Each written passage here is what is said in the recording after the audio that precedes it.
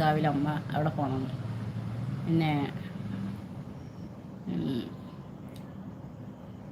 അമ്പലപ്പുഴ കണ്ണൻ്റെ അവിടെ പോകണം. എനിക്ക് വീടില്ല.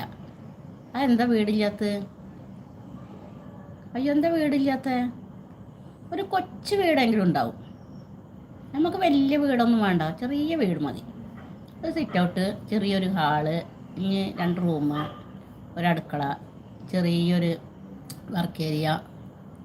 ഇനി വേണമെങ്കിൽ അകത്തൊരു ബാത്റൂമും ആവാം, വർക്ക് ഏരിയയിലും. ചെറിയ വീട് മതി. ചെറിയ വീട്ടിലല്ലേ സന്തോഷം. കുറേ വീട് വലുതായിട്ടൊന്നും കാര്യമില്ല. നമുക്കുള്ള വീട്ടിൽ സന്തോഷം സമാധാനം വേണം. ഹായ്, നമസ്കാരം, ഗുഡ് ഈവനിങ്.